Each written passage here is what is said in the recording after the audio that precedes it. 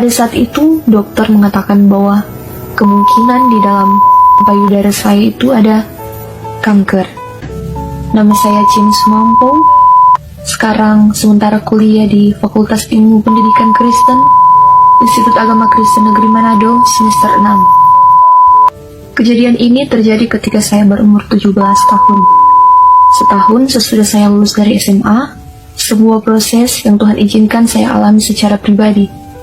Tapi saya percaya lewat proses ini, Tuhan mendatangkan suatu kebaikan bagi diri saya sendiri, bahkan bagi kedua orang tua saya. Pada waktu itu, saya mengalami sakit yang sangat luar biasa. Suatu ketika saya sedang mandi, maaf bicara saudara, saya tidak sengaja memegang payudara kiri saya.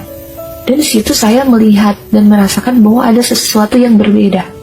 Seperti ada sebuah benjolan yang pasti yang saya tahu waktu itu sangat sakit sekali.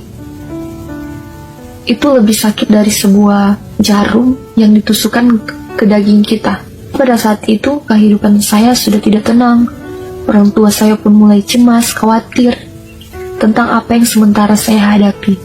Dan pada waktu itu kami keluarga mengambil keputusan untuk pergi kepada dokter di salah satu rumah sakit yang ada di Minahasa. Puji Tuhan, pada waktu itu ketika kami sampai di rumah sakit, setelah menunggu sekian banyak antrian yang ada, di situ kemudian tiba giliran saya untuk diperiksa. Saya pun masuk ke dalam ruangan tersebut.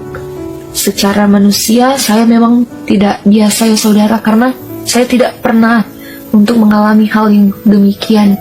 Saya tidak pernah mendapat sakit untuk diperiksakan ke dokter sampai sedemikian rupa. Waktu itu ketika di dalam ruangan dokter, pakaian saya disuruh lepas dan di situ akan diperiksa, ditemani oleh ibu saya pada waktu itu.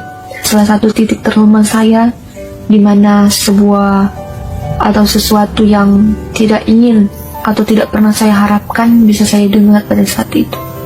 Pada saat itu, dokter mengatakan bahwa kemungkinan di dalam payudara saya itu ada kanker. Mental saya langsung down, saudara. Ketika dokter berkata bahwa seluruh jarum yang sepanjang tadi yang saya jelaskan itu harus full dimasukkan ke dalam payudara saya. Saudara, jujur secara manusia pada waktu itu, ketakutan, kecemasan, keputusasaan, segala hal yang negatif sudah ada di pikiran saya, saudara. Saya begitu takut. Saya tidak pernah diperhadapkan dengan alat-alat medis seperti ini. Dan pada waktu itu saya harus menjalani sebuah proses yang demikian. Sampai 1 kali, 2 kali, 3 kali, berapa kali selanjutnya pemeriksaan dilakukan tetapi gagal terus, saudara. Karena saya hanya mendorong tangan dokter tersebut. Karena saya tidak mampu untuk menahan sakit yang harus saya rasakan pada saat itu. Nah, puji Tuhan saudara, singkat cerita, akhirnya di hari itu pemeriksaan tidak jadi dilanjutkan. Kata dokter agar kita mengambil waktu yang tepat ketika saya sudah siap untuk diperiksa. Itu saya mendapat saya tidak tahu ini dikatakan apa saudara, tetapi itu yang berbicara keras di dalam hati nurani saya, bahwa saya ini akan dipakai Tuhan dan Tuhan ingin saya untuk melayani Tuhan. Puji Tuhan, pada waktu itu saya memiliki seorang kakak perempuan. Kakak perempuan saya ini sementara mengikuti proses pendidikan sekolah Alkitab yang ada di Lamongan. Dan pada saat itu entah kenapa hal itu yang begitu kuat ada di dalam hati saya untuk saya dapat melakukan hal yang demikian seperti kakak saya.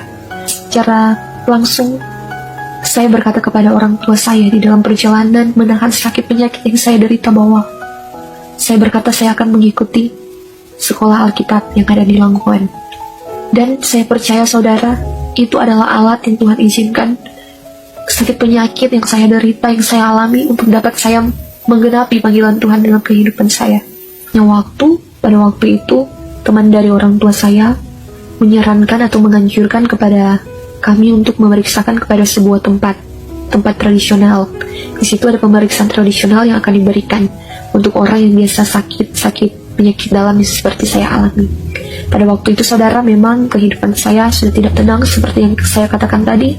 Hal itu yang selalu saya rasakan, ketakutan, kecemasan, rasa ingin mati, dan masih banyak lagi yang saya rasakan pada waktu itu saudara. Yang saya ingat pada waktu itu, Kami akhirnya memutuskan untuk pergi ke tempat pengobatan tersebut yang ada di Tomohon.